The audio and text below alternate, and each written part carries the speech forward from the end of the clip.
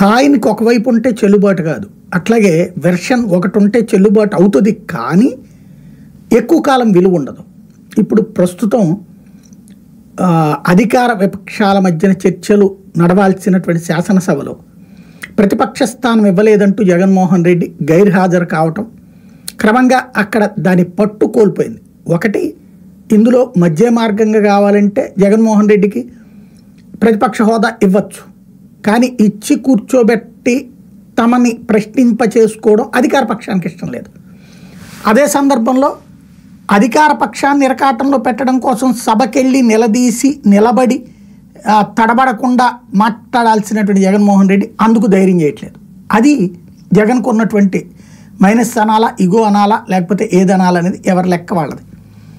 అదే సందర్భంలో తనని అభిమానించే వాళ్ళేమో రెండు వర్గాలు. ఒకటేమో అటెండ్ అయ్యి పోరాడన్నా అని చెప్పేవాళ్ళు ఉన్నారు, అటెండ్ అయ్యి అవమానాల పాలు కాబాకన్నా అనేవాళ్ళు ఉన్నారు. రెండిట్లో తనకు నచ్చింది తను వినియోగించుకుంటారు. అయితే అసలు ప్రతిపక్షం ఉంటే ఎలా ఉంటుంది అన్నది మండల్లో బొత్స సత్యనారాయణ నిరూపిస్తున్నారు. ప్రశ్నలు లేవనెత్తడం దగ్గర నుంచి, పాయింట్స్ తీసుకురావడం దగ్గర నుంచి, డిబేట్లు క్రియేట్ చేయడం దగ్గర నుంచి, ఆన్సర్స్ రాబట్టేటటువంటి ప్రయత్నం దగ్గర నుంచి సిన్సియర్గా చేసుకెళ్తున్నాడు. అంటే ప్రతిపక్షం అనేటటువంటిది అదే కదా చేయాల్సింది, అధికార పక్షానికి సంబంధించిన సమాచారాలు రాబట్టడం అనేటటువంటిది. ఆ విషయంలో తెలుగుదేశం గతంలో సక్సెస్ అయింది. వైఎస్ఆర్ కాంగ్రెస్ పార్టీ ఫెయిల్ అయితే మండలిలో బొత్స కాస్త కాపాడుతున్నారు.